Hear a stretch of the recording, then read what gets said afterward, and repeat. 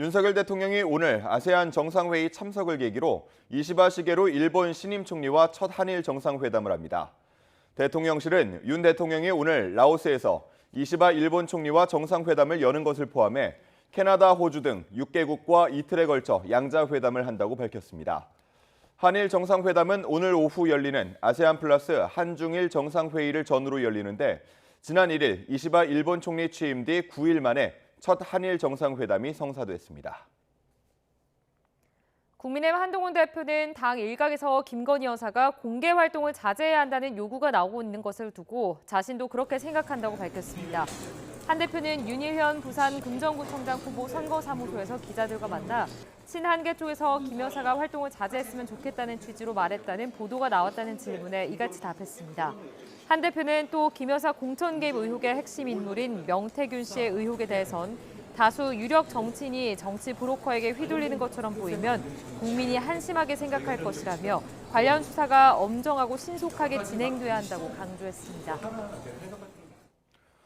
북한이 남측과 연결된 도로와 철길을 완전히 단절하고 방어 구조물을 요새화하는 공사를 진행한다고 선언했습니다. 북한군 총참모부는 조선중앙통신에 올린 보도문을 통해 대한민국과 연결된 우리 측 지역의 도로와 철길을 완전히 끊어버리고 견고한 방어 축성물로 요새화하는 공사가 진행된다고 밝혔습니다. 그러면서 우리 군대가 제1의 적대국, 불변의 주적인 대한민국과 접한 남쪽 국경을 영구적으로 차단하고 봉쇄하는 것은 전쟁 억제와 공화국의 안전 수호를 위한 자위적 조치라고 주장했습니다. 이에 대해 군은 일고의 가치도 없는 주장으로 앞으로 혹독한 고립을 초래할 것이라고 비판했습니다. 합동참모본부는 어제 발표한 입장에서 이미 비무장지대에서 정전체제의 무력화를 획책해온 북한의 이번 차단과 봉쇄 운운은 실패한 김정은 정권의 불안감에서 비롯된 궁여지책에 불과하다며 이같이 밝혔습니다. 이어 우리 군은 일방적 현상 변경을 기도하는 북한의 어떠한 행동도 결코 좌시하지 않을 것이며 이로 인해 발생하는 모든 사태의 책임은 북한에 있음을 분명히 경고한다고 강조했습니다. 정부와 서울대 의대 교수협의회 비상대책위원회가 오늘 오후 서울대에서 의료개혁 어디로 가는가를 주제로 토론회를 개최합니다. 정부 측에서는 장상윤 대통령실 사회수석과 정경실 보건복지부 의료개혁 추진단장이 참여하고 서울대 의대 측에서는 강희경 비대위원장과 하은진 비대위원이 나올 예정입니다. 토론회 주최 측인 서울의대 교수비대위는 의대 증원 문제에 대해 그동안 정부가 국정감사 등을 통해 주장을 충분히 설명해 추가 토론 의미가 있을지 회의적이지만 토론 형평성을 위해 의제에 포함했다고 설명했습니다. 조 바이든 미국 대통령과 베냐민 네타냐후 이스라엘 총리가 전화통화로 중동 사태 관련해 의견을 나눴다고 AP와 로이터 통신 등이 보도했습니다. 49일 만에 통화에서 양국 정상은 헤즈볼라에 대한 이스라엘의 지상전 확대와 이란의 미사일 공격에 대한 이스라엘의 보복 공격 등에 대해 논의한 것으로 보입니다. 바이든 대통령은 이스라엘이 이란 핵시설과 석유시설을 타격하는 것에 반대하고 있어 이번 통화에서도 이란과의 갈등이 전면전으로 확대되는 것에 반대 입장을 표명했을 것이라는 관측이 나오고 있습니다. 어제 새벽 3시쯤 전북 전주시 장동 한 주상복합 지하 4층 주차장에 있던 승용차에서 불이 났습니다. 불이 난 직후 주민 300여 명이 모두 대피해 다친 사람은 없었습니다. 주차장에는 모두 2,400여 대의 차량이 있었는데 스프링클러가 작동되고 소방이 1시간여 만에 불을 꺼 차량 한 대만 불탔습니다. 불이 난 차량은 그제 저녁 6시쯤 충전을 시작한 것으로 조사됐습니다.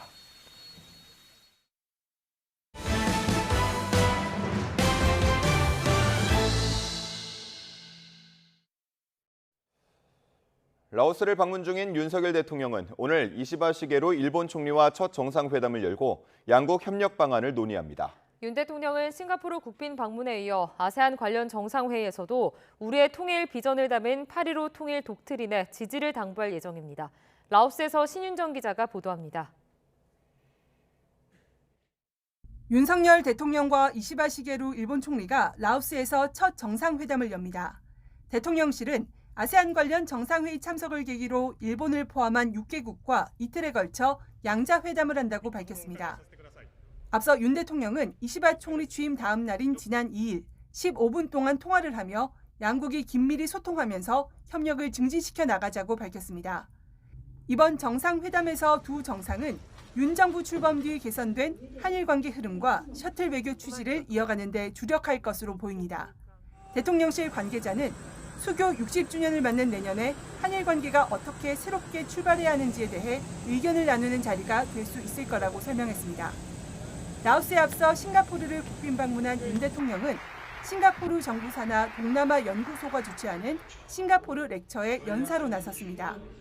지난 광복절 발표한 8.15 통일 독트린에서 표방한 통일 한반도가 인도태평양 지역 자유와 평화, 번영을 획기적으로 진전시킬 것이라고 강조했습니다. 북한의 핵 위협이 사라지고 국제 비확산 체제가 공고해지면서 영내 국가 간, 지역 간 평화와 신뢰를 구축하기 위한 노력이 대폭 활성화될 것입니다. 윤 대통령은 한 아세안 정상회의에서도 북한을 포함한 안보 현안에 대해 우리의 입장을 분명히 밝히고 협조를 거듭 설득할 예정입니다. 이어 오는 11일 아세안 플러스 3에 호주, 인도, 뉴질랜드, 미국의 러시아까지 18개 국가가 참석하는 동아시아 정상회의에도 참석할 예정입니다. 대통령실은 윤 대통령 취임 뒤 세 번째로 참석하는 이번 아세안 정상회의에서 한 아세안 관계를 포괄적 전략 동반자 관계를 맺고 최고 단계로 격상할 예정이라고 밝혔습니다. 라오스 비엔티안에서 YTN 신윤정입니다. 국민의힘 한동훈 대표가 당내에서 흘러나오는 김건희 여사 공개활동 자제 요구에 동의를 표했습니다. 처음으로 나온 한 대표의 공개 언급에 여당 내 균열을 경계하는 목소리가 적잖은 가운데 민주당은 연일 김 여사를 겨냥한 공세 수위를 높이고 있습니다. 임성재 기자의 보도입니다. 10월 16일 재보궐선거 지원차 부산을 찾은 한동훈 대표는 김건희 여사의 최근 공개 활동에 대한 첫 입장을 밝혔습니다. 김 여사가 활동을 자제했으면 한다는 친한계 목소리가 적지 않단 말에 본인도 동의한다고 답한 겁니다. 저도 그렇게 생각합니다. 제 어떤 의원들이 뭐라고 말했는지는 전 몰랐는데 저도 그게 필요하다고 생각합니다. 김 여사 공천 개입 의혹의 핵심 인물인 명태균 씨 의혹을 두고도 관련자들의 소명이 필요하단 뼈 있는 말을 남겼습니다. 엄정하고 신속하게 수사해야 합니다. 그리고 관련된 분들, 혹시 관련됐다고 생각하시는 분들은 당당하고 솔직하게 설명해야 합니다. 최근 빈번하게 친윤, 친한계 간 시각차가 노출된 터라 고조되는 긴장감 속 친윤계는 한 대표가 원론적인 답변을 한 것 같다며 확대 해석을 경계했습니다. 부인하긴 어려운 김 여사 공개 활동에 대한 부정 여론과 최근 고전을 면치 못하는 당정 지지율의 큰 지분이 당내 대립에 있다는 판단 아래 갈등의 불씨를 최소화하려는 거로 보입니다. 다만 한 대표가 자꾸 공개적으로 대통령 부부와 각을 세우며 독자 노선을 걷는 건 둘 다 죽는 길이란 반응도 터져나왔습니다. 한 대표의 명태균 씨 언급이 사안을 키우는 건 아닌지 우려된다는 목소리도 같은 맥락으로 읽힙니다. 이런 가운데 더불어민주당은 김 여사를 겨냥한 특검 공세에 주력하고 있습니다. 대통령 제2요구권을 무력화하는 상설특검 카드까지 꺼낸 데 이어 김 여사와 명태균 씨 등과의 관계를 추궁하며 연일 대여 공세 수위를 끌어올리고 있습니다. 대통령실의 거짓말이 눈덩이처럼 커지고 있습니다. 국민께서 명태균 씨와 김건희 여사가 도대체 어디까지 국정에 개입하고 농단한 것인지 묻고 계십니다. 여당은 일단 야당발 쌍그리 특검 대응에 주력하고 있는데 당내 균열 양상의 원인으로 지목되어 온 김 여사 문제에 어떤 해법을 내놓을지에 정치권 시선이 쏠리고 있습니다. YTN 임성재입니다. 국민의힘은 더불어민주당이 김건희 여사를 둘러싼 의혹을 밝히겠다며 상설특검을 추진하는 것을 두고 이제는 이재명 방탄 검찰 만들기냐고 비판했습니다. 곽교택 수석 대변인은 논평에서 거대 야당의 목적은 진실 규명에 있다기보다는 민주당의 검찰을 만들어 민주당 이재명 대표에 대한 방탄을 더 공고히 하겠다는 데 있다며 이같이 밝혔습니다. 친 이재명계 좌장으로 불리는 더불어민주당 정성호 의원은 이재명 대표가 다음 달 1심 판결에서 어떤 결과를 받든 당내 리더십이 흔들릴 가능성은 없다고 밝혔습니다. 정 의원은 MBC 라디오 인터뷰에서 외부에선 위기에 처할 거라고 말하지만 지지자들이나 국민 여론을 보면 이 대표의 지지도가 높아가고 있고 최악의 상황을 가정해도 확정 판결이 나오기 전까진 동요할 게 없다며 이같이 말했습니다. 또 국민의힘 당원에 따라 대선 1년 6개월 전에 대표직을 사퇴해야 하는 한동훈 대표는 내년 4월 보궐선거에서 패배하면 재기할 기회가 없다며 그 전에 윤석열 대통령과 차별화를 하지 않을 수 없다고 주장했습니다. 국회는 행정안전위원회와 기획재정위원회를 비롯해 9개 상임위에서 국정감사를 이어갑니다. 중앙선거관리위원회를 대상으로 진행되는 행안위 국정감사에선 국민의힘 김영선 전 의원의 공천을 둘러싼 김건희 여사와 명태균 씨의 개입 의혹이 도마 위에 오를 것으로 보입니다. 다만 증인으로 채택된 김 전 의원과 명 씨 등은 현재 수사를 받고 있다는 이유로 국회의 출석 요구에 응할 수 없다는 입장을 밝혔습니다. 북한이 남측과 연결된 도로와 철도를 완전히 단절하고 영구적으로 봉쇄하기 위한 방어 구조물을 요새화하는 공사를 진행한다고 선언했습니다. 한미 연합훈련을 그 이유로 들었는데 예고했던 개헌은 했지만 통일 삭제나 영토 조항 신설 등은 따로 언급하지 않았습니다. 이종원 기자입니다. 지난달 말 파주 통일전망대에서 바라본 북한 황해남도 개풍 최전방 지역입니다. 하얀 기둥 사이로 철조망이 빼곡히 채워진 모습이 YTN 카메라에 포착됐습니다. 이를 포함해 북한은 남북을 잇는 경의선과 동해선 도로에 지뢰를 매설하고 철도를 철거하는 등 남북 단절 조치를 이어왔는데 이를 전면 공식화했습니다. 북한군 총참모부는 보도문을 통해 남측과 연결된 도로와 철도를 완전히 끊어버리고 방어 구조물을 요새화하는 공사를 진행한다고 선언했습니다. 자신들의 주권 행사 영역과 대한민국 영토를 철저히 분리하기 위한 실질적인 군사적 조치라며 오해와 우발적 충돌을 방지하기 위해 미군 측에 통지문을 보낸 사실도 공개했습니다. 북한은 이 같은 조치가 한미 군사훈련과 미국 전략자산 전개 때문이라며 전쟁 억제와 안전 수호를 위한 자위적 조치라고 주장했습니다. 그러면서 전방 지역을 남쪽 국경으로 언급했는데 김정은 위원장의 적대적 두 국가론을 뒷받침한 것으로 풀이됩니다. 대주민 설득에 있어서도 한국과 미국에 의한 위협에 의해서 이렇게 차단할 수밖에 없다라는 명분을 어느 정도 확보하고 나서 헌법 개정을 통해서 완전하게 이제 남북 간 두 국가를 선언하는.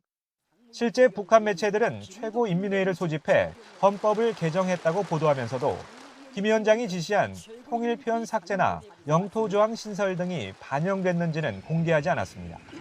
김 위원장이 회의에 불참한 점도 해당 조항들은 아직 개정 전이라는 분석에 힘을 싣고 있지만 내부 사정으로 공개만 미뤘을 것이란 관측도 나옵니다. 통일을 대체할 만한 새로운 것을 만들기 어렵다라는 현실적인 문제가 있다고 판단이 되거든요. 이 조항들이 수정됐을 가능성은 높지만 이것을 그렇게 전면에 내세워서 얘기하기에는 여전히 북한의 당국 체제에서는 부담이 된다. 군 당국은 북한의 이번 조치가 실패한 김정은 정권의 불안감에서 비롯된 궁여지책이라고 깎아내린 뒤 도발 시 원점뿐만 아니라 지원 및 지휘 세력까지 압도적으로 응징할 것이라고 강조했습니다. YTN 이종원입니다. 의정 갈등이 8개월 가까이 평행선을 달리는 가운데 오늘 오후 정부와 의대 교수 단체가 모처럼 만나 대화의 장을 엽니다. 큰 성과를 기대하기는 어려운 상황이지만 서로 등을 맞대고 있던 양측이 대화를 시도한다는 점에서 만남 자체가 의미가 있다는 평가입니다. 이문석 기자입니다. 정부와 의사단체가 오랜만에 공식 석상에서 만납니다. 정부와 서울대학교 의대교수협의회는 의료개혁 어디로 가는가를 주제로 토론회를 개최합니다. 정부 측에선 장상윤 대통령실 사회수석과 정경실 보건복지부 의료개혁 추진단장이 참여합니다. 서울대 의대에선 강희경 교수협의회 비상대책위원장과 하은진 비대위원이 참석할 예정입니다. 이 자리에서 정부는 의대 정원 2,000명 증원 필요성을 강조할 계획입니다. 의대 측은 의대교육 정상화 방안과 의료정책 결정 과정의 절차적 정당성 등을 의제로 제안했습니다. 이번 토론회는 8개월 가까이 의정 갈등이 제자리 걸음인 상황 속에 열려 주목됩니다. 최근 국정감사에서 조규홍 보건복지부 장관은 의료계와 대화를 위해 더 노력하겠다고 밝혔습니다. 정부에서는 의료계와 협의하려고 노력하고 있습니다. 의료계와 직접 협상 가능하십니까? 예, 저는 가능하다고 생각이 듭니다. 그렇지만 극적인 상황 변화를 기대하긴 어려워 보입니다. 의대 측은 토론회에 앞서 의대 증원에 대한 정부 주장이 국정감사 등을 통해 충분히 설명돼 추가적인 토론에 의미가 있을지 회의적이라는 뜻을 내비쳤습니다. 더욱이 사태 해결 열쇠를 쥔 전공의들은 증원 백지화 없이는 정부와 대화하지 않겠다는 입장에서 한 걸음도 움직이지 않고 있습니다. 다만 토론회가 서로의 주장만 확인하고 끝난다 해도 적어도 정부와 의료계가 만나 대화 물꼬를 튼다는 점에서 그 자체로 의미가 있다는 평가가 나옵니다. YTN 임석입니다. 조 바이든 미국 대통령과 베냐민 네타냐후 이스라엘 총리가 전화통화로 중동 사태 관련해 의견을 나눴다고 AP와 로이터 통신 등이 보도했습니다. 49일 만에 통화에서 양국 정상은 헤즈볼라에 대한 이스라엘의 지상전 확대와 이란의 미사일 공격에 대한 이스라엘의 보복 공격 등에 대해 논의한 것으로 보입니다. 바이든 대통령은 이스라엘이 이란 핵시설과 석유시설을 타격하는 것에 반대하고 있어 이번 통화에서도 이란과의 갈등이 전면전으로 확대되는 것에 반대 입장을 표명했을 것이라는 관측이 나오고 있습니다. 이스라엘군과 레바논의 친이란 무장단체 헤즈볼라가 레바논 남부 전선에서 치열한 교전을 이어갔습니다. 이스라엘군은 레바논 남부에서 작전 중인 공수여단이 한 주거용 건물 지하에서 각종 무기 수백 개가 보관된 저장고를 찾아 해체했다고 밝혔습니다. 이스라엘군은 헤즈볼라의 주요 거점인 레바논 수도 베이루트 남쪽 다이예 지역을 폭격하고 이스라엘을 겨냥한 로켓 발사대를 파괴하는 등 헤즈볼라 목표물 100여 곳을 타격했다고 발표했습니다. 한편 헤즈볼라는 이스라엘 북부로 로켓 수십 발을 발사한 것으로 나타났습니다. 타임스 오브 이스라엘은 현지 응급구조기관을 인용해 키르야트 시모나 지역에 로켓 20발이 날아와 산책하던 지역 주민 2명이 숨졌다고 보도했습니다. 이스라엘 중부 도시 하데라에서 괴한이 흉기를 휘둘러 6명이 다쳤다고 예루살렘 포스트 등 현지 언론이 보도했습니다. 용의자는 하데라 여러 곳을 돌아다니며 무차별로 공격했으며 부상자 가운데 상당수가 중태인 것으로 알려졌습니다. 헬멧을 쓴 용의자는 오토바이를 타고 도주하다가 경찰에 체포됐습니다.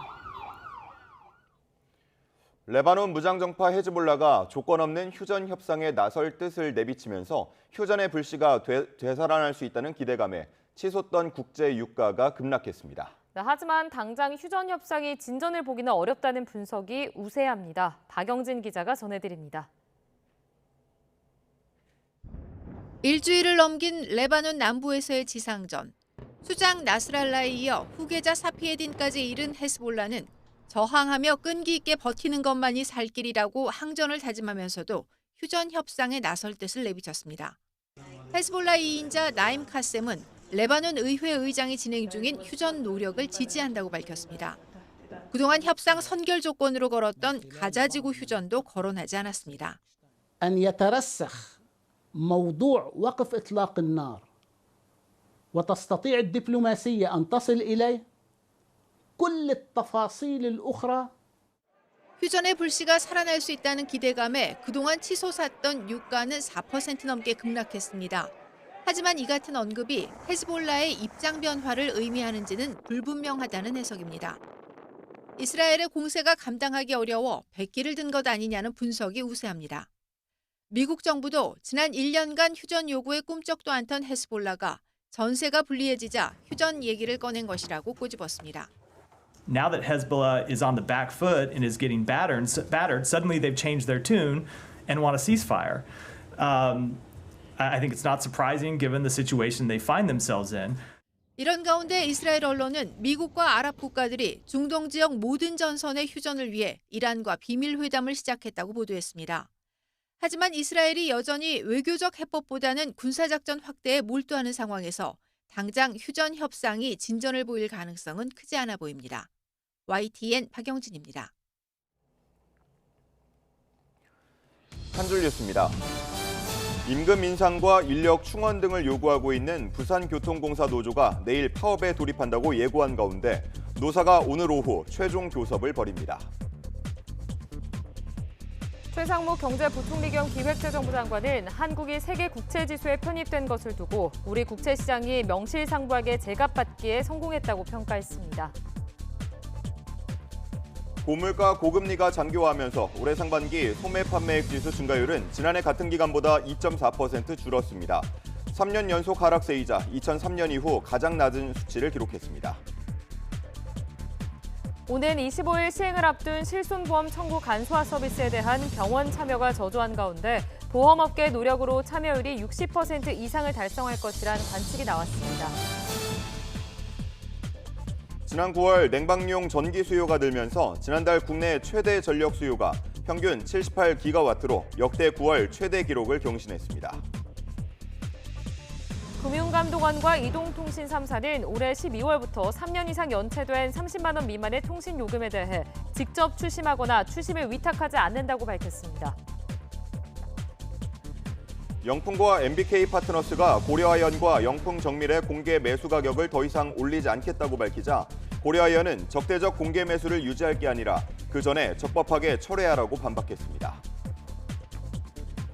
공정거래위원회가 최근 김우현 빙그레 회장이 자녀들이 소유한 물류 계열사에 부당하게 일감을 몰아줬다는 의혹에 대해 조사에 착수했습니다. 주요 은행들이 지난 2019년부터 올해까지 5년 동안 희망 퇴직자들에게 법정 퇴직금에 더해 얹어준 돈이 6조 5천억 원을 웃도는 것으로 나타났습니다. 현대자동차그룹이 싱가포르와 수소 등 신에너지 분야를 협력 범위로 넓히는 동시에 인공지능과 로보틱스 등과 관련해 공동 연구소를 설립하기로 했습니다. 지금까지 한 줄 뉴스였습니다. 전북 전주의 한 주상복합 건물 지하 주차장에서 전기차에 불이 나 주민 수백 명이 대피했습니다. 네, 일단 전기차 화재는 지난 8월 인천 아파트 사례에서 보듯 삽시간에 큰 피해로 이어질 수 있는데요. 이번엔 소방당국이 새로운 방식으로 신속하게 대응해 피해를 최소화할 수 있었습니다. 오태인 기자입니다. 검게 그을린 차량 안에서 연기가 피어오릅니다. 주상복합 아파트 지하 4층 주차장에서 충전 중이던 승용차에 불이 난 겁니다. 스프링클러가 작동됐고 출동한 소방대가 1시간 만에 불을 껐습니다. 이어 재발화로 불이 번지지 않게 타이어에 보조바퀴를 달아 차를 옮긴 뒤 지상에 마련한 임시수조에 차량 하부를 담가 불을 완전히 진압합니다. 신속한 진화 덕분에 주민 300여 명이 부상자 없이 대피했고 2,400대가 넘는 다른 차량도 피해가 없었습니다. 저희가 빨리 밖으로 이동하기 위해서 핸디 컨트롤러 장비를 이용해가지고 차를 조금 신속하게 밖으로 이동시키기 위해서 좀 사용을 했고요. 그래서 안전하게 화재 진압을 할 수 있었습니다. 잇따르는 전기차 화재는 삽시간에 열기가 치솟고 재발화하기 쉬워 큰 피해로 번질 수 있습니다. 특히 지난 8월 인천 청라 아파트 지하 주차장 전기차 화재로 차량 780대가 타거나 그을리고 480세대 전기 공급까지 끊겼습니다. 이후 소방당국이 대응 방식을 바꾸면서 이번엔 신속한 진화가 가능했습니다. 진화 장비도 새롭게 개발됐습니다. 전기차 화재 특성에 맞춰 차 아래쪽에 구멍을 내 배터리팩 내부에 물을 뿌리고 냉각하는 장비, 초기 진압한 전기차를 안전하게 옮길 수 있는 이동식 컨테이너형 수조입니다. 배터리에 직접적인 타격이 불가능해서 좀 장시간 소요되는 경향이 있었는데 한 15분 내지 30분 이내로 저희가 화재 진압을 할 수 있을 것으로 기대하고 있습니다. 소방당국은 올해 전국 소방서에 새로 개발된 전기차 진화 장비 250대를 보급할 예정입니다. YTN 오태인입니다. 오늘 새벽 0시 10분쯤 서울 강북구 번동에 있는 아파트 3층 호실 안에서 불이 났습니다. 탄내가 난다는 주민 신고를 받고 출동한 소방은 10여 분 만에 화재를 진압했습니다. 다행히 불은 다른 호실로 번지지 않았고 인명피해도 없었습니다. 소방은 정확한 화재 원인을 조사하고 있습니다. 오늘 새벽 0시 반쯤 충남 서천군 서해안고속도로에서 서천 휴게소 인근을 지나던 2.5톤 화물차가 넘어졌고 5분 뒤 승용차 한 대가 넘어져 있던 화물차를 들이받았습니다. 이 사고로 화물차 운전자 50대 남성이 가벼운 부상을 입었습니다. 경찰은 화물차 운전자가 핸들을 잘못 조작해 사고가 난 걸로 보고 정확한 경위를 조사하고 있습니다. 어젯밤 9시쯤 충남 서산시 자몽동에서 1톤 화물차가 앞서가던 SUV 차량을 들이받았습니다. 화물차는 반대 차로에 있던 가로등 2대까지 연이어 들이받은 뒤에야 멈췄습니다. 이 사고로 화물차 운전자 30대 남성이 숨졌고 SUV 탑승자 2명이 다쳤습니다. 경찰은 음주 여부 등 정확한 사고 경위를 조사하고 있습니다. 어젯밤 8시 10분 경북 포항시 대송면에 있는 5층짜리 다세대 주택 4층에서 불이 났습니다. 이 불로 집 안에 있던 50대 남성 1명이 심정지 상태로 발견돼 병원으로 옮겨졌습니다. 40여 분 만에 화재를 진압한 소방은 정확한 화재 원인을 조사하고 있습니다.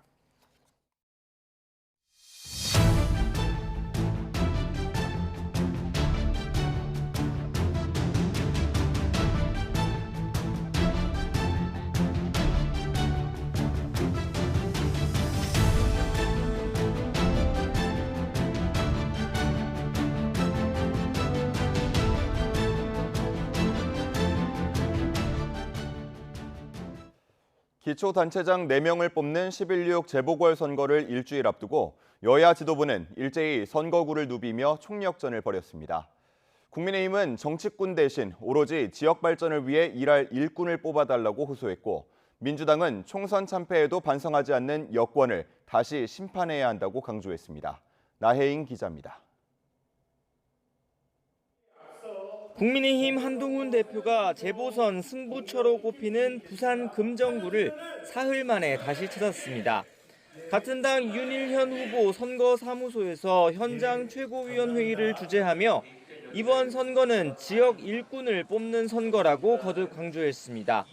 정쟁에만 파묻힌 야당은 국민들의 삶을 나아지게 할 수 없다며 집권당의 정책 집행력을 믿어달라고 호소했습니다. 금정의 일꾼을 뽑는 바로 이 선거마저도 정치 싸움과 정쟁과 선동으로 오염시키고 있는데요. 저희는 그러지 않겠습니다. 누가 더 잘 봉사할 일꾼인지를 말씀드리겠습니다. 민주당 이재명 대표도 같은 지역을 찾아 야권 단일 후보인 김경지 후보 지지를 독려했습니다. 그러면서 이번 선거는 총선 이후에도 정신을 못 차린 정부 여당을 2차로 심판하는 선거라고 규정했습니다.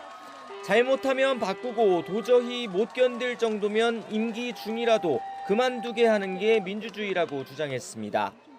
일꾼으로 뽑고 잘하면 상 주고 못하면 벌 주고 영 못 견디겠으면 도중이라도 바꾸는 거, 이게 대의민주주의고 우리 헌법이 만들어 놓은 민주주의 제도 아닙니까? 당연한 원리를 여당은 대통령 탄핵으로 이상하게 해석한다며 부처 눈엔 부처만, 돼지 눈엔 돼지만 보인다고 비판했는데, 한동훈 대표는 어떤 말을 모든 사람이 똑같이 해석하면 맞는 거라며 우겨봐야 구질구질하다고 맞받았습니다. 조국혁신당 조국 대표와 진보당 김재현 대표는 군수 재선거가 치러지는 전남 곡성, 영광에서 유권자들을 만났습니다.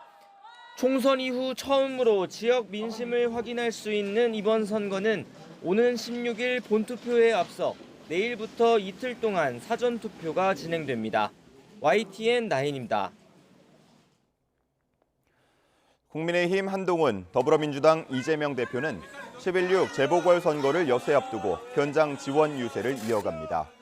한동훈 대표는 인천 강화군에 있는 문화원에서 최고위원 회의를 연 뒤 박용철 강화군수 후보와 함께 지역 일대를 돌며 집중 유세를 벌일 계획입니다. 이재명 대표는 1박 2일 일정으로 방문한 전남 영광군에서 노인 배식 봉사 일정 등을 소화하며 장세일 영광군수 후보와 대한 지지를 호소할 예정입니다. 미국 민주당 대통령 후보 카멀라 해리스 부통령 지지율이 공화당 후보 도널드 트럼프 전 대통령보다 3%포인트 차이로 근소한 우위를 보이는 것으로 나타났습니다. 현지 시간 8일 로이터 통신에 따르면 로이터와 여론조사 기관 입소스가 지난 4일에서 7일 등록 유권자 1,076명을 포함한 미국 성인 1,272명을 대상으로 온라인 여론조사를 한 결과 오늘 대선이 열린다면 두 후보 가운데 누구에게 투표하겠냐는 질문에 등록 유권자 중 46%는 해리스 부통령, 43%는 트럼프 전 대통령이라고 답했습니다. 이는 지난달 20일에서 23일 같은 여론조사에서 등록 유권자의 47%가 해리스 부통령, 40%가 트럼프 전 대통령이라고 꼽았을 때보다 격차가 줄어든 것으로 플러스 마이너스 3%포인트 오차 범위 내에 있는 것입니다. 최근 허리케인 헐린으로 미국에서 200여 명이 숨진 지 채 2주도 되지 않았는데 더 강한 것이 접근하고 있습니다. 100년 만에 최악으로 꼽히는 허리케인이라 플로리다에 긴급 대피령이 내려지는 등 초비상이 걸렸습니다. 신웅진 기자의 보도입니다. 고속도로 한 방향으로만 차량 행렬이 끝도 없이 이어집니다. 허리케인 밀턴을 피해 빠져나가고 있는 것입니다.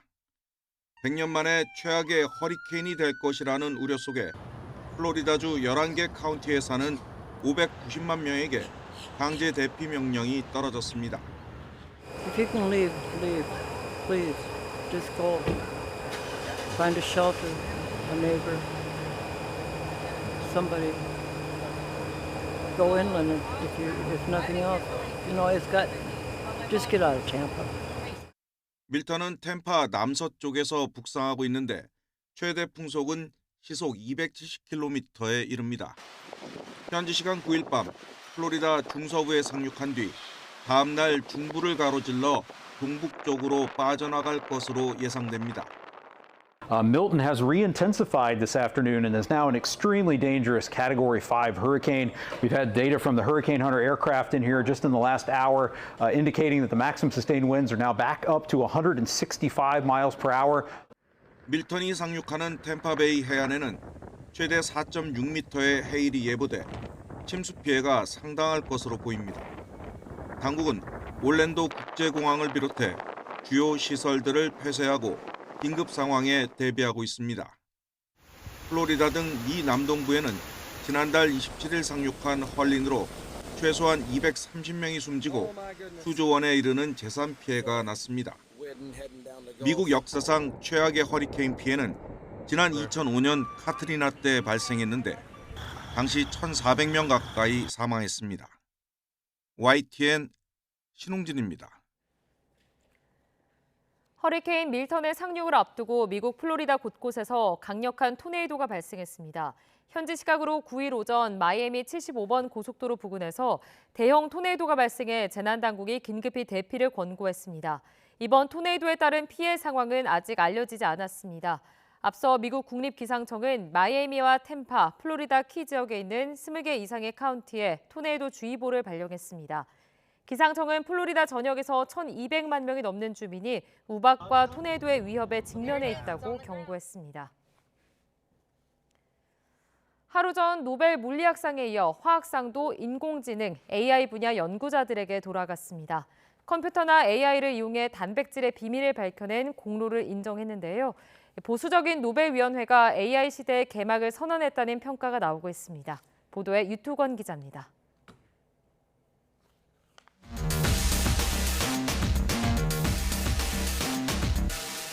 지난 2016년 AI 바둑 프로그램인 알파고는 한국의 이세돌 구단을 4대1로 꺾었습니다. 무한대의 변수를 가진 바둑에서도 인간을 넘어서며 AI 시대의 서막을 여는 순간이었습니다. 알파고를 개발한 구글의 자회사 딥마인드 연구진은 더 큰 도약을 약속했습니다. We hope to build on the science behind AlphaGo and to develop the next set of advanced general algorithms.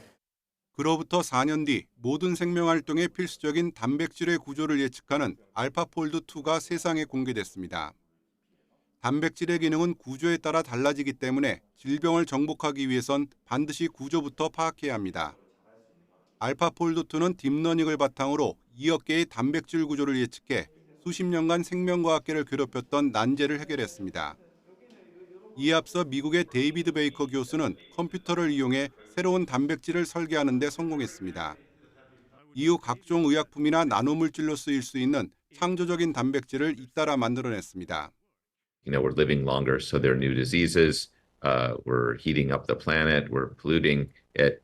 And so if we had a lot of time to wait, then new proteins might evolve to solve those problems.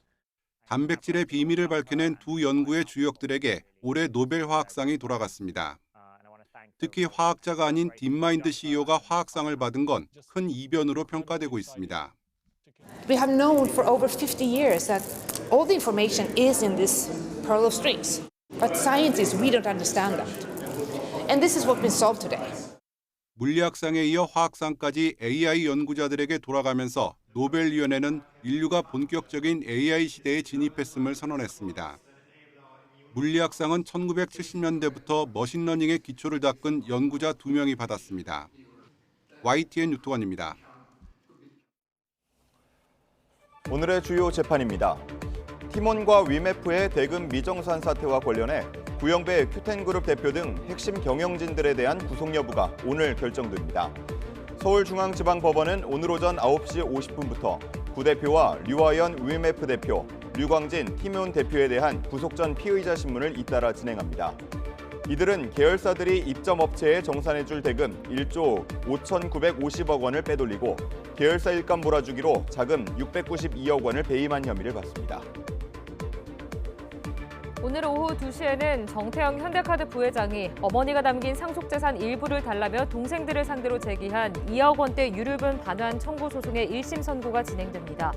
정 부회장은 앞서 자산 10억 원 전액을 딸과 둘째 아들에게 상속한다는 어머니 유언증서 필체가 평소 고인의 것과 다르다며 유언 효력을 확인해달라는 소송을 냈다가 패소하기도 했습니다. 조국혁신당 조국 대표와 가족에 대한 허위 사실을 유포한 유튜브 채널 가로세로 연구소 운영진에게 제기된 손해배상 소송 2심 선고도 오늘 오후 2시에 내려집니다. 조 대표와 자녀들은 강용석 변호사 등 가세현 출연진이 중국 공산당 자금을 받았다거나 고급 수입차를 타고 다닌다는 등 명백한 허위 사실을 퍼뜨렸다며 위자료 3억 원을 청구하는 소송을 냈는데 1심에서는 일부 승소했습니다. 군 인권보호관인 김용환 국가인권위원회 상임위원이 허위 사실을 유포했다며 임태훈 군 인권센터 소장과 센터를 상대로 낸 손해배상 소송 1심 선고 기일은 오후 2시 5분부터 진행됩니다. 김 의원은 군 인권센터가 박정훈 전 해병대 수사단장의 긴급구제 안건을 다루는 인권위 임시상임위와 관련해 근거 없는 외압 의혹을 제기했다며 지난해 9월 소송을 냈습니다. 동남아 지역을 중심으로 고수익을 미끼로 한 해외 취업 사기가 기승을 부리고 있습니다. 2년 사이 50배나 증가한 것으로 나타났는데 정부의 더 철저한 관리 감독이 필요하다는 지적입니다. 김다연 기자가 보도합니다. 여보세요, 김덕희 고객님. 실화를 바탕으로 한 영화 시민 더 키엔 고수익 채용 광고에 속아 강제로 중국 콜센터에서 일하게 된 청년이 등장합니다. 정말로 나가고 싶다.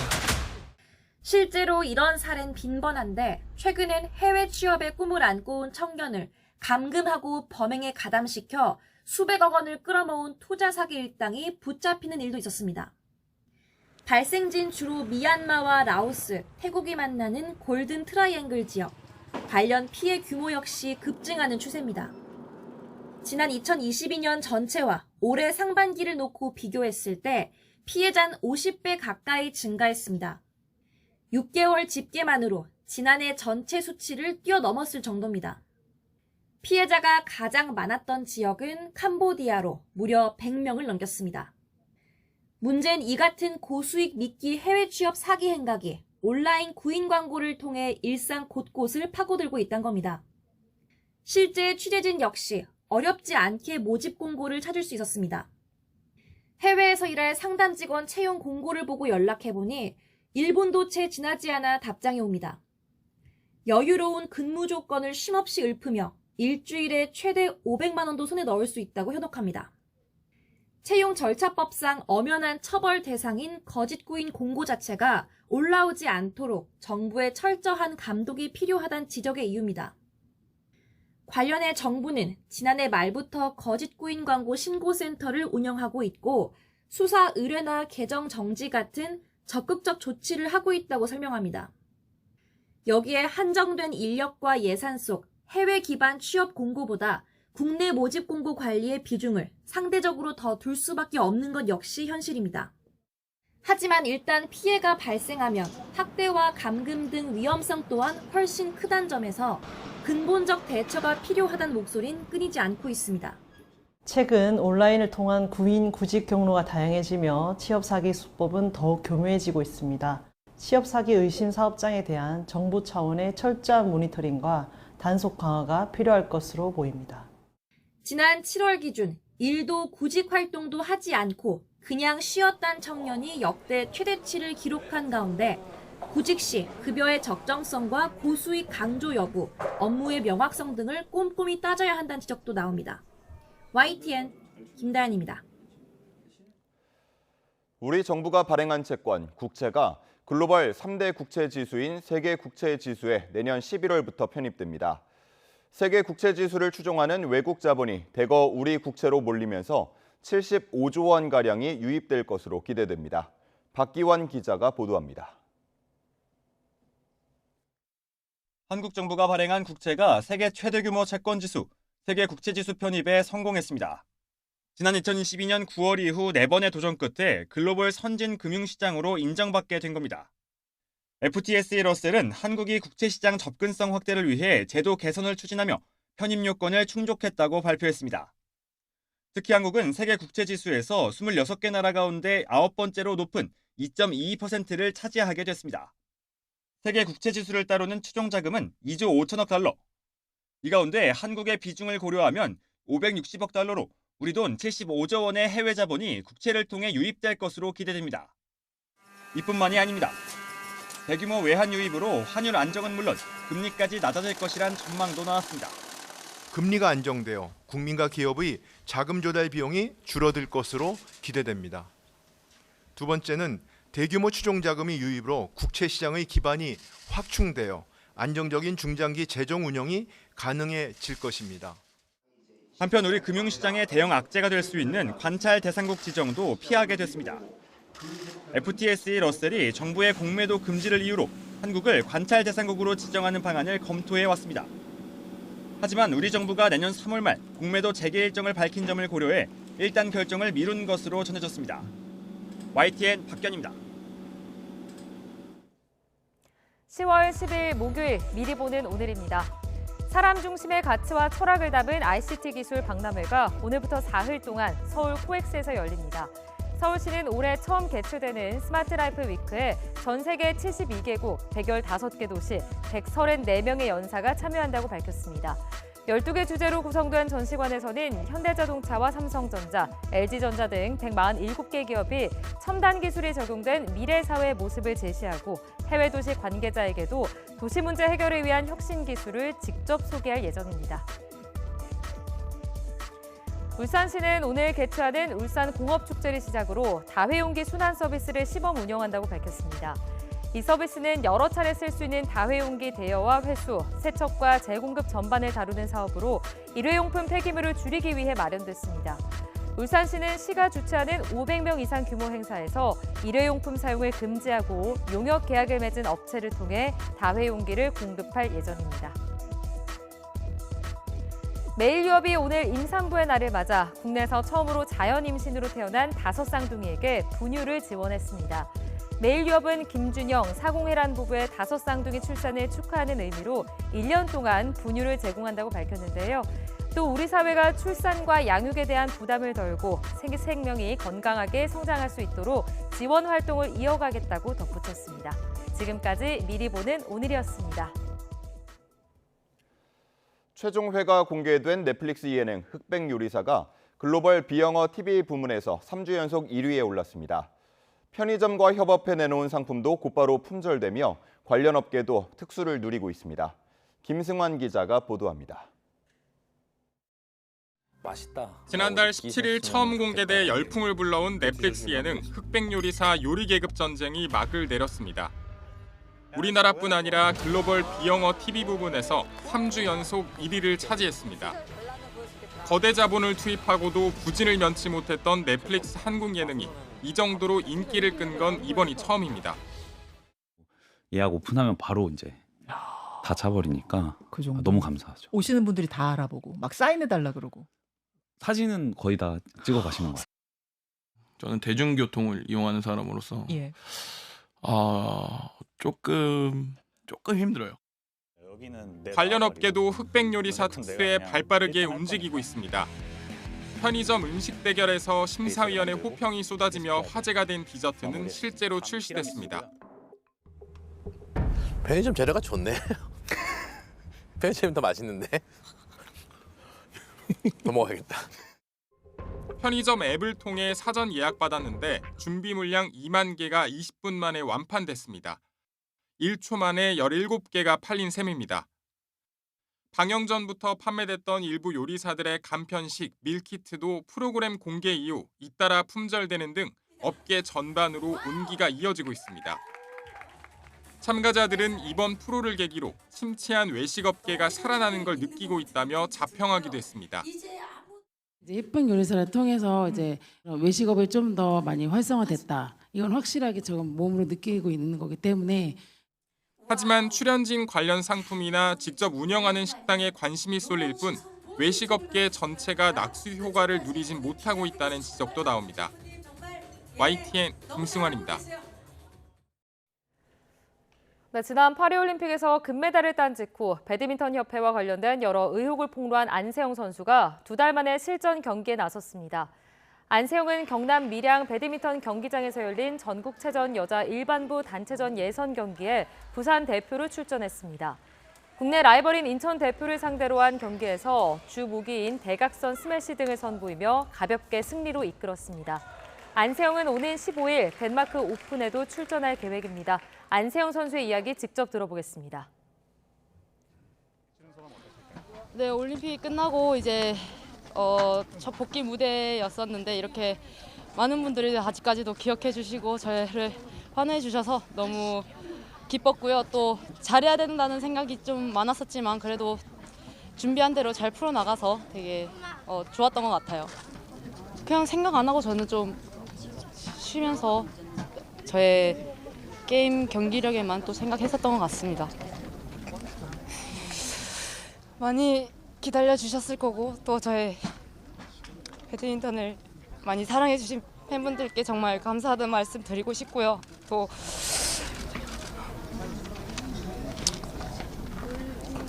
잘하고 감사합니다.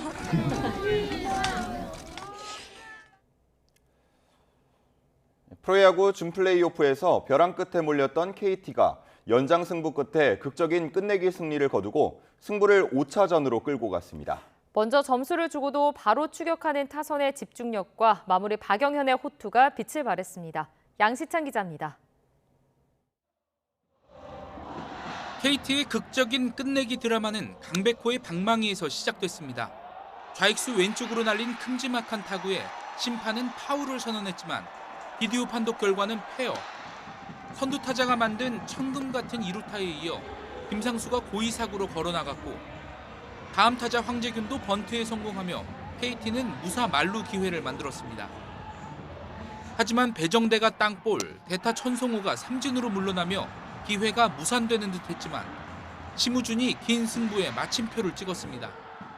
중견수 방향으로 쳐낸 공을 LG 유격수와 이루수가 동시에 달려들어 부딪히면서 잡지 못했고 그 사이 3루 주자가 홈을 파고들었습니다.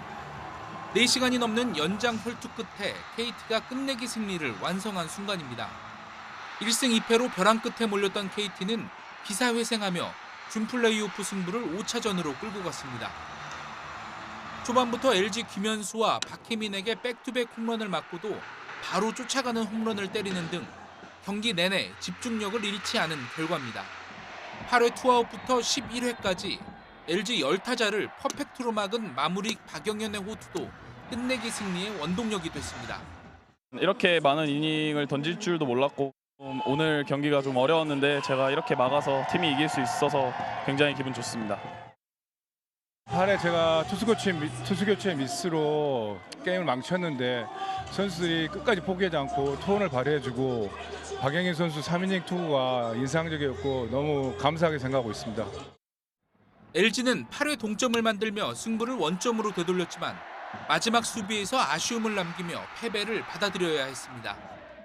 저희가 득점을 한 다음에 그 이닝에 바로 실점을 하면서 전체적으로 어려운 경기가 됐고 마지막 5차전 저희 선수들 다 같이 합심해서 꼭 이길 수 있도록 하겠습니다.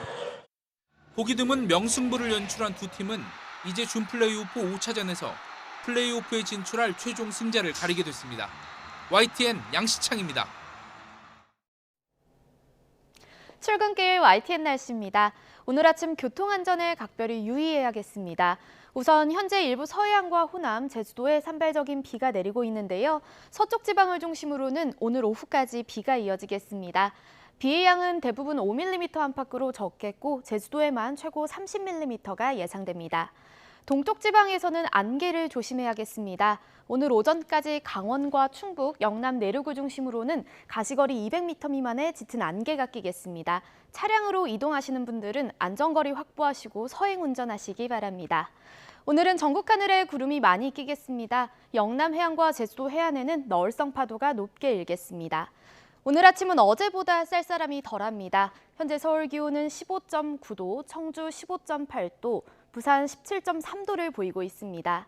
한낮에는 예년과 비슷하거나 조금 높아 일교차가 크게 벌어지겠습니다. 오늘 낮 기온은 서울 22도, 광주 23도, 대구 24도가 예상됩니다. 내일부터는 하늘이 다시 맑아지겠고요. 이번 주말 동안 쾌청한 가을 날씨가 이어질 전망입니다. 날씨였습니다. 이상으로 뉴스타트 1부 마칩니다. 잠시 후 2부가 이어집니다. 시청해주신 여러분 고맙습니다.